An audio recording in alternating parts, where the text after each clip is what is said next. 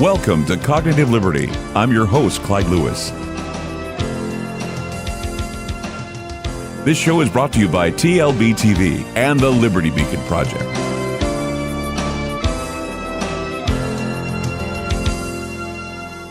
Hi, everybody. Welcome to Cognitive Liberty on the Liberty Beacon TV network. I'm Clyde Lewis. On today's show, we have Elana Freeland, well-known author, lecturer, speaker, and just love having her on my show, Ground Zero, and it's such a treat to have her here with us today.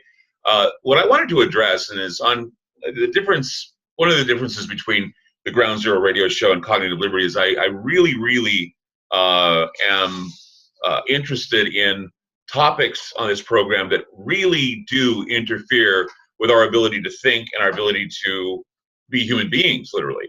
There are things that, of course, in the real world, we have the politics, we have everything else that certainly are of concern. But when it comes to cognitive liberty, something that electronics and I guess you could say new technology, we're finding that, unlawful search and seizure does not necessarily happen to our artifacts. It happens to what's up here and the manipulation of what's up here and exactly how that happens. I have been very curious, Elana, about your opinions. We talked about these topics before, but now it's somewhat mainstream, not exactly as detailed as I like it to be in the mainstream, but the idea of sonic weapons. And these are the silent weapons for quiet wars we've heard about. And we're talking about the Cuban embassy and the Cuban diplomats, actually the American diplomats in Cuba, and of course, I think one or two Canadian diplomats that were actually impaired severely by these weapons. What can you tell me about the advancement of these weapons? Well, the first thing I thought of when I heard about the Cuban embassy was woodpecker. I mean, we go back to woodpecker, that's in the 50s when the Soviets were just beginning to experiment with Tesla tech. And they had the howitzers, which are now called ionospheric heaters. They had some big guns going up there in Russia, and they were hitting the American embassy. You remember that, Clyde? Yes. And even when the Americans found out, they were just given the go to keep on doing it. And many of those people died and got leukemia and various cancers. So the thing I remember about that in particular is that we sent over probably the first squid, which if you're going to ask me to tell you what that acronym means, I'm going to be really hard pressed. But the squid is a huge magnet that is used for operations like this: distance, strength, focus. And we sent one to Russia during that period before Project, was it Cirrus? It was the one up in Minnesota or Wisconsin. We sent them the magnet and even sent the engineers to install it. So we were in league with the Soviets on that one. And then after they got the squid, they were targeting, you may remember, Eugene, Oregon. Mm-hmm. And the suicide rate doubled or tripled or something in that 1 year that they were doing that. So when I heard about the Cuban, then there's one more thing I thought of. And this is from James Shelby Downard. Everyone should know his name on their lips, but very few people know he even exists. He was friends with Adam Parfrey and with Michael A. Hoffman II, mm-hmm. author of Secret Societies and Psychological Warfare, which I highly recommend to everyone. But Shelby was writing a book, and Adam finally published it at Feral House, called Carnivals of Life and Death. A must read, because what Shelby's telling is how the Freemason brotherhoods in various places he lived in basically targeted him and stalked him his entire life. And there's a point at which he talks about Cuba, because he and his mother, she seemed to be working with intelligence agencies. My guess is the precursor of the FBI. They went to Cuba, and this was way before in the 30s, before the Great Revolution and Castro, et cetera. This is when the mafia was pretty much running Cuba. And he talks about sound experiments going on right where Guantanamo Bay base is right now. And I remember that. I remember him talking about devices that Shelby, of course, he was always a sleuth. He was always sneaking around trying to figure out what they were going to try to do to him next. And he's the one who told me first about the sound experiments going on down there, run by the Americans, and going right across to Florida. And if I had to bet on it, Clyde, I'd say that this was coming from Florida. That's an interesting concept, because the recent article that I read said that intelligence ops here in the United States are saying it came directly from Cuba, that the Cubans had this technology. And I was curious if maybe the Cubans received the technology from the Russians. I had somebody on my Facebook scold me and say, we'll keep Russia out of it. It has nothing to do with Russia. And they kind of lean toward what you say, is that this is America doing it to Americans. And they're doing it from another place. They're doing it from someplace here in America. And I'm thinking, do we have that powerful of a sonic stalking weapon that can actually focus on these people? Oh, absolutely. And remember, an embassy is American territory. We have to test these things. We have to use them as weapons. If we're trying to muscle somebody, we have to use them on our territory first. And that was my next thought, was that, yes, this is definitely an American thing. It's unfortunate. Anyone who works for an embassy, most embassies now, and this is pre-Hillary Clinton, are CIA or connected to the CIA in some way. In fact, to me, the State Department is a synonym for the CIA. But then, of course, the CIA is just about everything now. It's corporate. It's got its fingers in every pie. Well, not only that, but you have to also think about, and another connection that always seems to come up is the Department of Energy. That they were the Atomic Commission, now they're the Department of Energy, and everything they deal with, whether it be these types of energy weapons or opening up wormholes. I mean, there was actually the president of the DOE on a talk show, and he was being grilled about the TV show Stranger Things, right? And somebody had said that they were getting letters. The DOE was getting letters saying, what are you going to do? You have to go and rescue Barbara, who was a character that got caught in what is known as the upside down, which is the other side dimension. And the Department of, they had a guy from the Department of Energy, and they were all laughing, and they were saying, well, I bet, you think people are crazy. And he kind of stopped, and he says, no, he says, people, they don't know what we do here at the Department of Energy, and we have, and this is how he said, he says, we have tinkered in these areas before. He didn't get into detail, but he said we tinker in these, kind of like, well, we do this, and what do you care? Yeah, we're experimenting with wormholes. We're experimenting with all this stuff. I'm sure they have links to CERN, because we're the biggest magnets in the world, CERN, and they know about this electromagnetic manipulation. And the thing is I don't know if you have read the details. I actually got access to the details when I did a show a while back about this, and it's terrifying to think. And this is what a lot of them said. They came home and they were alone, and they said it sounded like scraping in their heads, like somebody was actually going in and scraping in their skulls. And I thought voice-to-skull technology or something, but they're getting scraping their skulls. Sometimes they heard chirping in their ears, sounded like crickets, but it was overbearing. It's like little crickets inside the head. Not that you can hear them outwardly, but you hear them inwardly. What was some of the others I heard? Shrills.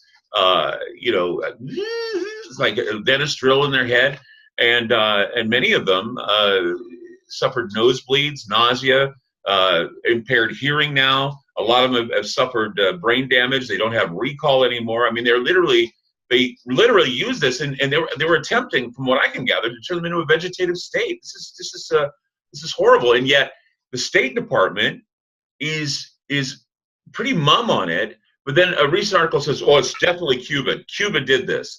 But before, they were all like kind of backing off, saying, well, we don't want to talk about this because obviously this is some sort of secret weapon we're using. And so that's why your revelation today, I think, sounds a little bit more plausible than just blaming it on the Cubans, who probably don't have that technology unless they got it from the Russians. But we were helping the Russians, as you say, with this technology when it was first brought forward in the 1980s. Yeah, and this was way before the 80s even. I mean, this microwave hearing is what you're talking about, really. I Well, mean, yeah, the 1950s is where they began it, but it wasn't until the 1980s discovered in Eugene, Oregon, where the woodpecker, people were getting sick and they thought, oh, it's just, we had some heavy snow, it hit the wires, people are getting sick because they're underneath these electric power poles. But no, people were hearing that ticking in their head and they didn't know where it was coming from. yeah, and another thing this makes me think of is the very first victim of targeting that I ever talked with, Karen Dobson, a lawyer from a liberal law family in Seattle, Washington. She inherited a house down in, not in Florence, in Newport, Oregon, from her aunt who died. And she went down thinking she was going to get a little break. And it just so happened, this is an amazing story, Clyde. It just so happened that that was in the early 90s, when Clinton had just left Mena, Arkansas for the White House. And what was going on in Mena was, as you probably know, in the George H.W. Bush era, was the drugs for guns were going on. And flights were coming into Mena during Clinton's governorship, with Hillary Clinton covering for that with the Rose Law Firm. And when he left Mena for the White House, they had to kind of do a mop-up. So what they did is they transferred operations from Mena to Newport, Oregon. And they were flying cocaine drugs in, and then and coming in by sea as well, then putting them on trucks, treating them for street use, making them into crack cocaine, and shipping them east. So Karen, a lawyer, arrives in Newport, moves into her aunt's house right on the beach, and suddenly her life turns to you know what, because they think she's come down there to nose around on the operations that are being run by the CIA there. There's a new film that's coming out soon with Tom Cruise in it that talks about this very thing. Does And it? oh yeah, talks about the drug running, and Tom Cruise is the drug runner, and they have the airplanes, and I don't know if it's the same case, but of course Evergreen Air, if you remember the Evergreen Air scandal, also they're also involved. If you go back, not only for the drug running and the cocaine running and all that, they're also responsible for some of the chemtrails, the earlier chemtrail contracts. Oh, bet. Oh, yeah. Yeah, they were. I mean, and now they're not in business, but still, that doesn't mean that agencies that have sprung off from that operation are still involved with a lot of this. I talked with Scott Stevens, and he told me a bunch of things I thought was interesting about the whole chemtrail geoengineering thing. But it's a little off topic. Maybe not. If you're including the HARP project in this, you're including the aluminum in the air. That most certainly, when we breathe it in, it makes us more susceptible to this type of treatment. And yeah, I just wanted to get to, in fact, that brings up another thing, movies and TV shows. I don't know if you know this or not, but there are plenty of new TV shows on Netflix, and they are covering the mind control issue. A lot of the more successful shows like OA, the OA kind of talks about mind control, and also Stranger Things talks about Montauk. In fact, the original title for Stranger Things was Montauk. There was another show called Death Note, which is more based on an anime that talks about this young super sleuth police, confident precog, mind-controlled individual that hunted after this kid that was able to create death. And he was trained at Montauk to do this mind control stuff. Now there's going to be another show called Wormwood that'll be coming out about the Frank Olson case, about the mind control and Operation Midnight Climax. So there are a lot of things about mind control, LSD trials, CIA, and NSA involved with mind control. I don't know if any of this is going to include supersonic or hypersonic weapons. But of course, the X-Files covered this in a TV show called Wetwired. And so we have had a taste of this, but it's all been thrown into the idea of conspiracy theory rather than reality. And now with the Cuban manipulation and the sonic weapons used there, it's come out of the confines of conspiracy theory, and it's now something that most certainly could be a threat to your cognitive liberty. Well, I do want to comment on that, but I want to finish my Karen story first. Okay, sure. This is the important part for you regarding Cuba, is when she went on the run from these weapons. And by the way, it's not supersonic. I don't know why they're using that word. It's infrasound. These are infrasound, and they're 20 hertz or lower. And where's our hertz? At 7.83. Mm-hmm. So that's what this is about. It is about mind control. You're absolutely right. But when Karen was on the run, she went to Cuba at one point. And she tried to hide from these weapons, which of course you can't do. They'll be there to meet you and greet you as soon as you get to the new place that you're going, even if you don't use your credit card and use cash and don't have a ticket and all that. But she got there, and she was actually told in a cafe sitting outside by Freemasons, 3 Freemason Cubans, who just basically said to her, Karen, they knew her name, Karen, there is nowhere to run, because the infrasound weapons will get you every time. So they use them there too. Even though I say that it's coming from Florida, I'm just saying that it's U.S. territory to U.S. territory on this one. It's not Cuba, the nation, who's doing this, but it may well be in Cuba in a Freemason lodge. I don't really know, because so many are involved in this terrible targeting thing of individuals. And as far as what you're saying, Clyde, about Hollywood getting on the ropes here, I mean, the CIA has a front row seat next to the director at every film I know of. And that's just the American way, isn't it? It's not the hammer and sickle here. It's just turn everything into entertainment. Make every fact, every real historical event just look like entertainment by pulling in a few actors and actresses and having a cool plot. And suddenly everybody's on board. I mean, it's disgusting. That's why I try to see these films, not all of them, but some of them, to see what the twist is, what they're trying to do with people's heads, because it's all pre-programming, yes, but it's also turning tragedy, violence, and the loss of privacy of one's own mind into entertainment. There was a movie, I can't remember what it was his MK America or something, where these young kids were actually manipulated. And I called it MK hipsters, pretty much that, it gave the indication that the MK Ultra program has not stopped. In fact, I remember, I can't remember who I interviewed, that apparently the movie The Matrix and the Wachowskis, it was actually intimated that the Wachowskis were giving us the introduction to how an MK Ultra victim goes through the initiation, and the initiation is like what goes on with Neo into the Matrix, basically. That once the agents get you, and once you're involved, they tell you that your reality is not the reality. That there's a reality underneath the reality. They program you into understanding that, and then with a trigger, they can make you a killer. They can make you an agent, and then you wake up and you don't even realize that you are an agent, or that you've carried out some sort of something going on with the government, or something going on with some agency. It's not just, that's the thing, is that everybody throws this to the government, but we got to understand too that the government contracts this. I mean, we know that there are agencies that contract this: CIA, DRO, DARPA, all these groups. They're all involved in the mind control type of experimentation. But what we don't take into consideration is there are rogue laboratories that do this type of work, because it's a competition to see who can create the best zombies, pretty much. Yeah, I don't even know about that word rogue. I mean, I think that they're all in the program and on the list.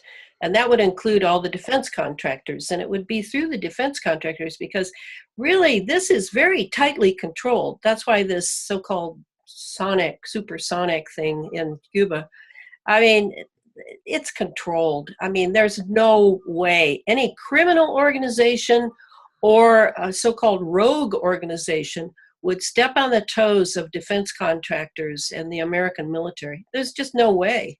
So what I'm wondering, and we need to talk about it, is why? Why are they being hit? What is going on with the message for that, Clyde?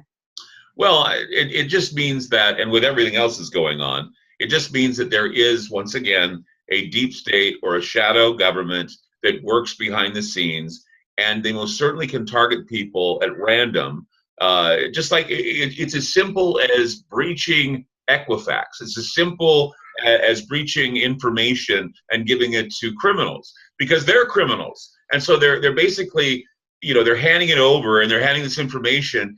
And if nobody plays the game, they all of a sudden age quicker. They all of a sudden feel, heart palpitations. They inexplicably die while they're jogging or while they're having, it just happens. Like they're about to reveal something. I remember a lot of people thought that Breitbart, when he was about to reveal something about Barack Obama, just all of a sudden died of a heart attack while he was exercising. These are the things that, people question, and they always, throw it into the air of conspiracy. And then the media gets all and says, well, look, the conspiracy theorists are just going crazy. We're not going crazy. There's no conspiracy theorist that goes crazy. Maybe Alex Jones goes crazy. I don't know. But there are those who are seriously investigating these things and seriously see these things happen and try to tell the world. But then we have all these armchair people who come up with that everything is either attributed to HAARP or attributed to this or attributed to that. And so we have all of these confusing messages that no one stays on a track. No one says that this is the basic. If we can have the basics investigated, which we don't most of the time, except if we read your books or other people in the field, but you're very detailed in your books and you're very detailed in your lectures. How this? I mean, I attended one of your lectures when you were here in Portland.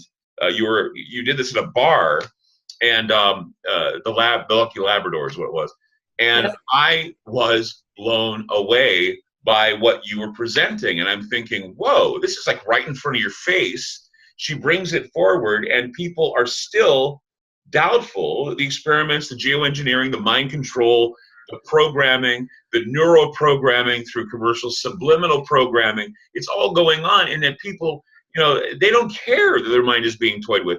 They don't care that, the Fourth Amendment, I think, can go beyond, searching your artifacts and your things.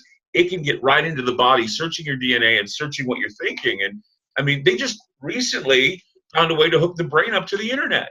I mean, they're finding ways biometrically and mentally and psychologically to toy with human beings. Absolutely. It's been going on for, about 5 decades now. They're just getting better and better at it. What I was wondering is it a message to embassies?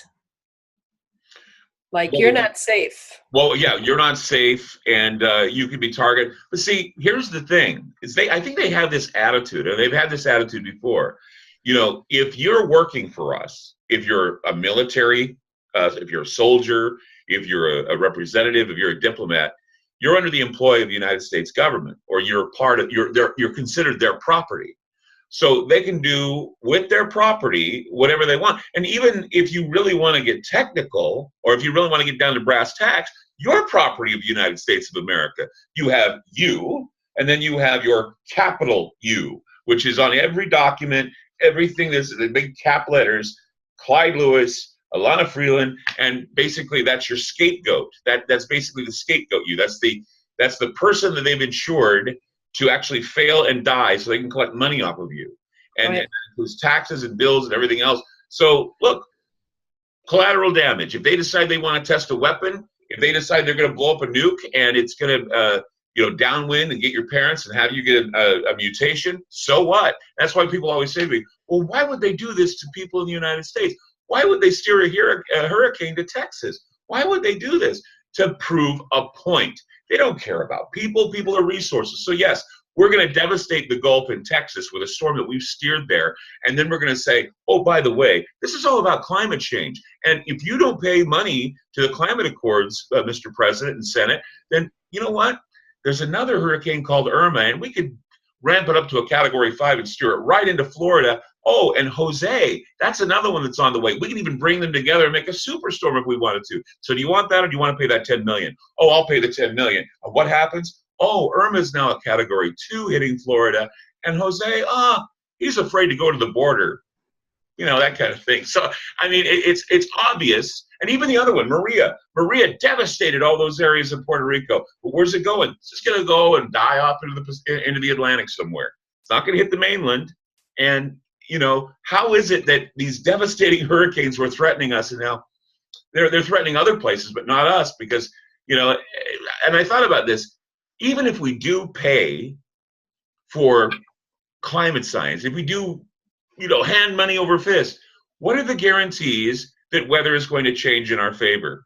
Well, if they have an ace in the hole with these weapons that can steer storms, mind control people, then of course you're going to pay your money and they're going to steer these storms and they're going to make everybody feel good, or they're going to make everybody feel scared. I mean, they have that power. And right now, you talk to anybody on the street, they think that tomorrow the world's going to end because some guy said that there's going to be this, thing in the stars. And people are, I did a show last night, everyone's like, oh, the world's going to end. Oh my God, it's going to end. And I'm thinking, how do you calm people down? You just can't, because they're seeing around them this apocalyptic destruction. And they're in control of it. It's obvious they are, because it'll just all of a sudden quiet down when everything is back to normal, when they're getting their money, when they're getting what they want, it'll all go back to normal. And all of a sudden, click, the mind will go, hey, what are we thinking? Oh, let's think about Russian collusion again. It just seems to be like this play they're doing. And I've wondered if, I'd like to know what was on the agenda at the embassy that they were dealing with and who's there, and if they are getting a threat hit with these weapons. And that's what I'd really like to know. But of course, we never hear all that detail. That's all hidden. Well, and that's the thing, is what I thought was interesting is when the story first broke, I did 2 shows on it. I'm tempted to do another one because, with you or someone else, I did 2 shows on Ground Zero. And the State Department was just, I mean, it sounded like that they were outed. It was so weird, the way they were talking, the way they were acting. No comment from the president. Because if I were President Trump and I heard this was going on, this is just as tragic as anything that happened in Charlottesville or anything that happened in Texas. I mean, we're having American diplomats and Canadian diplomats. They're worse than dead right now, because they're walking around like, oh my God, I can't hear, I can't see, their lives are completely destroyed. And we don't hear anything about that. It reminds me of the Tuskegee experiments, where President Clinton, after so many years, apologized to these men that we gave syphilis to. It's like, where do we draw the line here when we're taking American lives and we're destroying them for the sake of what? National defense? That's what the bombings were in Nevada. We're setting off all these bombs, and people in St. George, Utah were getting effects. John Wayne died from cancer because he was filming down there. Agnes Moorehead died from cancer because she was filming down there during that time. It affected my family because I have the T gene now, and the T gene goes actually, crazy with my skin and my body, and it makes me prone to cancers. But the government doesn't care. The government doesn't care who they experiment on or who turns into the collateral damage. And when you say something about it, people go, well, why would our government be that horrible to the American people? And you're like going, dude, 9/11, take a look at that. Oh, I was there. Our government had nothing to do with it. Really, you were there and you witnessed a murder, and yet you think that if the government tells you it's some guy living in a cave in Afghanistan, basically financed by Saudi Arabia, and yet we're still good buddies with Saudi Arabia, this is all going to change? I mean, people need to wake up. Yeah. Well, when you were reading about the embassy thing, I'm interested, because I'm sure you read way more than I have. Mm-hmm. How were the staff, were they hit too with this, or was it just the ambassadors? Well, that's just it. They're saying the ambassadors, the diplomats were hit, but there were many people who, they said this happened to them at home, okay? So they were targeted at their homes. And it happens at night, primarily, when they're in bed. And many of them said they heard a ticking sound in their head, sounded like bugs were climbing into their ears, chirping sounds, shrills, scraping. The thing that was the most ringing in the ears, the thing that was most talked about was the scraping. Yeah. Somebody had like this tool, and they were scraping inside the skull, and they could hear it scraping in their skulls. And that was the thing. It caused them to grind their teeth. It caused them to bang their heads against the wall. But towards the end, nausea, nosebleeds, all that. And it just sounds like, I mean, I could just imagine. I mean, I can imagine the terror and the horror of not having control over something that's just annoying you, like a scraping sensation in your head. Well, I don't want to demean these people, but I hear about this every week. I mean, I'm in touch with a lot of targeted individuals, and I hear their stories, and they're just like this. They're just like this, and it's infrasound. There's no question in my mind. You can call it V2K. You know, Billy Hayes, the harp man, is the one who taught me that you can pulse something to people, and you can stack frequencies on it. You can actually have a variety of frequencies going that'll make a variety of effects on the mind. And I just wonder, do you know if they had this, they all had it happen at the same time? Is it at the same time? Were the times at all put forward in the news accounts? Nighttime. It was always nighttime. Always nighttime. And preparing for bed, they're laying in bed, or they're relaxing at the end of the night or end of the day. All of a sudden it comes on, and they said it was like coming on like a storm. It would last seconds. Sometimes it would do it in pulses. I mean, just a lot of the horrors are finally coming out. I remember when I did my first show on it, I got some information about all of it. They just said, well, they're all been complaining of this feeling of malaise and that this is happening. And then later, I had an informant tell me, no, they are not talking about malaise. They can't walk, they can't see, they can't hear, they're nauseous, they have vertigo, they have all these things. I go, wow, they must have really hit them hard. And now all the things that we reported are finally coming out in some independent news sources. But still, the State Department, after being quiet on it for some time, they're now saying, well, definitely Cuba did it. Cuba did it.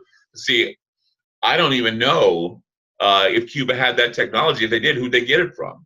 And so, yes, I had somebody actually tell me what you said, that Russia had nothing to do with this, that Russia, of course, started this stuff, but they feel that it's an American hit. And it would be made to look like it was Russia. I mean, that's so CIA to do that, given all the whining and complaining that's gone on about Russia since Hillary Clinton. I wonder if did they mention anything about being stalked, about any street theater going on outside their homes, about anything else? But I'm sure that's going to come out eventually. And I think it would be a coup if we could find one of them that would talk, at least on my show, or someone that you could talk with or something. But I'm sure that would get us right in smack dab in the crosshairs of being targeted ourselves.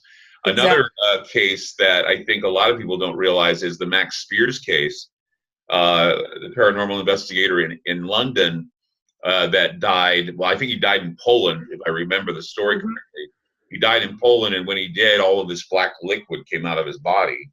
And I had a number of people who were involved with chaos magic or chaos stalking who wrote me letters saying that they believe that there was a device that they used on him that was a low pulse device. And that's another thing, is the victims in Cuba said they did not feel anything.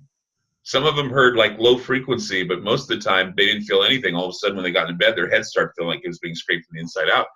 And of course the Max Spears situation where, he just collapses and then all this stuff comes out of him. And what I heard, we did a show about that too, that there was some sort of low frequency weapon that caused his insides to just liquefy. And that's how he died. He died of his whole body, his internal organs just gave out and were liquefied because of low frequency. That is infrasound. That is it, because it's not microwave, because microwave would leave burn marks.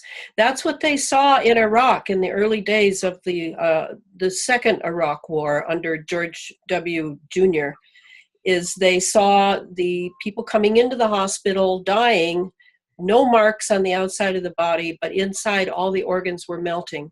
That is an infrasound weapon for sure. And the fact that they're using it in battle. I actually saw a documentary about special weaponry, or at least silent weaponry, was being used in the Middle East. Not just the fact that they'd come in with no burns on them, and their insides were liquefying, but there were also accounts of like weapons that were being used where you'd get on a bus and everybody in the bus were decapitated and their insides were, you know, liquefied too.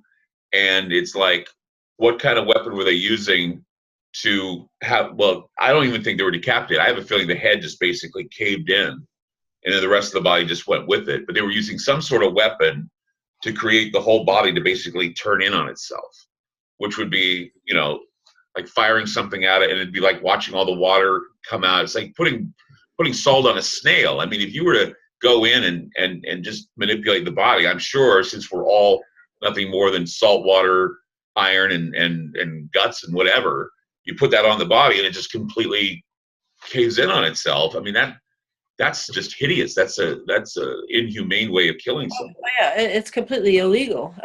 Yeah. But this reminds me, now you're getting into, I think the two weapons are called the ADS, the Active Denial System, and then the LRAD, long range, I can't remember what AD stands for, but this is an infrasound weapon where literally you can melt people. And that's what I was assuming they were using experimentally in Iraq. But there are small devices too. Those big ones, those LRADs are very big, and they're called crowd dispersal weapons, a very benign name for a very terrible death. Yes. But I wrote down, just in case I'd need it with you, I saw that that I wondered about the dates of the Cuban thing, because as I said, the infrasound is lower than 20 hertz, and it's called infrasonics, whereas ultrasound is 20,000 hertz. So that's a really different kind of thing. That's where they use it for monitoring babies in wombs, which I think is a very bad idea for people with babies in their wombs. But I also noticed that infrasound is used for monitoring earthquakes and is a tomography instrument. So I'm wondering, it goes down all the way. The infrasound can go down to 0.1 hertz and 0.001 hertz. I mean, really, really just shake you. That's how you melt organs. Would the infrasound be that powerful to trigger earthquakes and also maybe trigger the storms? I mean, we know that magnetics and infrasound and infrawave, you know, it does cause problems with the weather. I mean, ionospheric heaters cause problems with the weather. They change the way the jet stream goes. See, because if they're doing experiments like that down in Mexico, or they're doing experiments like that in Cuba, this would explain a lot of things that are happening down there right now. Yeah, I don't know if it can cause them, but certainly the tomography that is used by the ionospheric heaters, it certainly is shaking, rattling, and rolling the plates under the earth. I mean, you know, they're using them a lot for weaponry, and I can't help but feel they're behind a lot of the earthquakes and in the fault lines. But I'm wondering what the dates of this were. I mean, you say that the State Department or the embassy sat on it for some time before it started talking about what had happened to these people. Do we have any real dates as to when it all started for them? All I got is it started a year ago. That's it. It was in 2016. It took them a year to come forward. This Rex Tillerson was just on Face the Nation, I think, last week. It says here, the U.S. Secretary of State Rex Tillerson at the weekend revealed the Trump administration was taking the controversy so seriously that it was considering closing the embassy in Havana. Some U.S. senators have gone further, demanding that the government also kick out every Cuban diplomat in America and the United States, expelled 2 in May, and protest over the scandal. So they're saying, well, let's close the Havana. That's not going to do anything, because the people were getting attacked in their homes. It has nothing to do with the embassy. It had everything to do with the diplomats and everyone that was involved going to their homes and being harassed. So anybody could have sat in a car with a device, or even, like you said, beamed something across from Florida to Cuba, causing this to happen. So have the diplomats been called back home because Cuba has been blamed for this? Are they now out of Cuba and back home? Yeah, they are home, and there's some Canadians that were involved that were also harmed. but they're saying most of them are struggling. A lot of them don't have any recall. They're brain damaged. A lot of them are still sick. A lot of them are dizzy, wheelchairs, all this. I mean, it was really, whatever happened, I believe this is the most destructive that I'm aware of. I mean, other than what happened in the 1950s with the deaths of some of the diplomats in Russia. But I mean, just leaving them in this state it's just inhumane. It's horrendous. It's really horrendous. And I think you might be right. One of your first points in doing this to them, it seems to me that it's a message of some sort to embassies around the globe.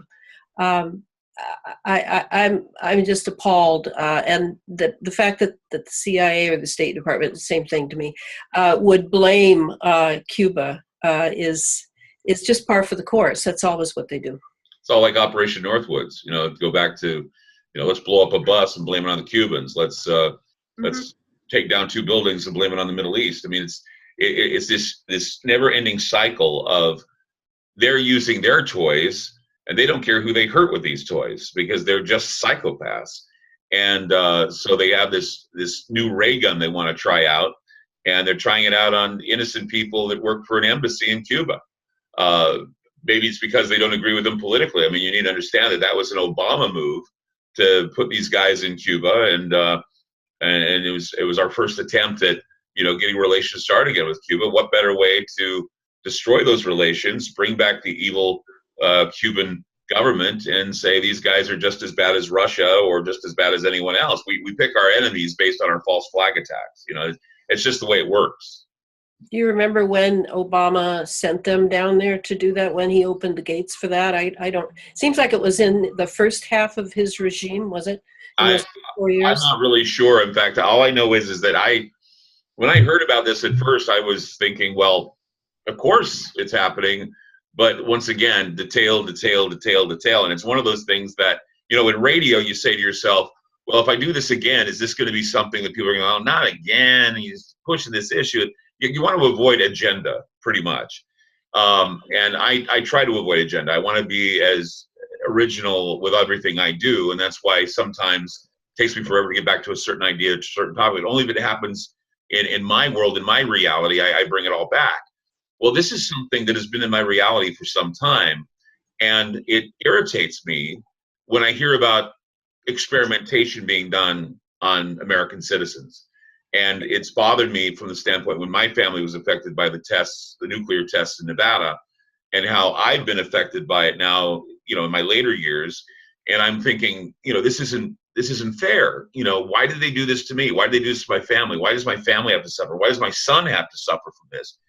And nobody wants to listen to it. Everybody has their problems. Everybody has cancer, diabetes, and all these problems. But we have these genetically modified foods. We have 5G waiting for us. We have the electromagnetic cloud. We have sonic weapons. I can go down the list of all the things.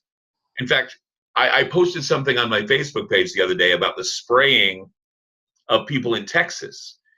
And I got all kinds of crap from people saying, well, obviously they're spraying for mosquitoes, and obviously, you're so caught up in your own agendas of chemtrails that you don't see what this is. Of course I see what this is. But what they don't see is that they're using NALED on the American people, and NALED is a proved carcinogen, and it's also proven to cause stillbirths and miscarriages. So have at it, people. If you want to think that this is just I prefer not being stung by a mosquito. I prefer not getting Zika. Either way, you're screwed, because Zika was created by big money in the Rockefeller Institute. It's there to, once again, curb population. And of course, now they're spraying the NALED. They sprayed NALED on Puerto Rico, and people complained of dry eyes, dry mouth. Many of them had severe dehydration. Many of them died. Many of the elderly died. So, hey, it's NALED. It hasn't been approved. It's a chemical, and I just think people, I don't know why they still trust these moves. It's all based on emotion. We have been bred now to be just emotional dogs. And I remember, I think it was Huxley or maybe even Einstein that said that, they talked about Pavlov and how Pavlov rang the bell and and how Salivate. Yeah. dogs basically salivated. Well, this one guy was teaching dogs how to jump through hoops. And he'd say, jump through the hoop, and he'd have a treat for him, jump through a hoop. And he said, the best dogs, though, are the ones that can do it without a treat or a reward. And that's when you really know that you have a trained dog. So, I mean, people will do this regardless of the consequences because they feel it's going to save their lives or they feel it's going to be loyalty to their political party or whatever. We are, in this country, being bred to be psychotic. Many people are getting dissociative disorders. And they're being isolation. They're isolated, and I'm shaking my head, going, "Can't you see it? You know, can't you see what is happening to you? You're being groomed just like you would be if you're in a cult, and that's exactly what's happening." You're absolutely right, and I have to add that I'm sure that we're being pulsed. I'm sure different populations are being pulsed, and that would be using infrasound. I mean, in a way, here's my most far out idea of why I think this has finally come forward after you say it's a year that this has been happening to these poor people working at the embassy. What if it's also not either or, both and? I'm a both and person. There are many agendas that are being set forth through this one huge media event telling about this Cuban embassy. What if they're letting us know that this technology is totally a go? Totally a go. I mean, Clive, it's happening to, I'd say in America, easily 500,000 people have this electronic incarceration, this concentration camp going on, not in their embassy, but in their apartment, in their home, in their workplace, on the street. What if this were a nuncio saying, America, we have this technology and this is what it can do.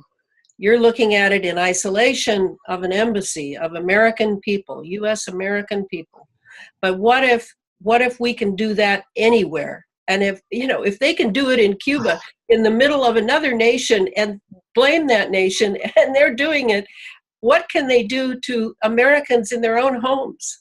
Because this infrasound thing, I hear about it all the time, from tinnitus to evacuating one's food right after you eat it because you can feel it hitting in the solar plexus. I mean, this infrasound stuff is just a killer. Yeah.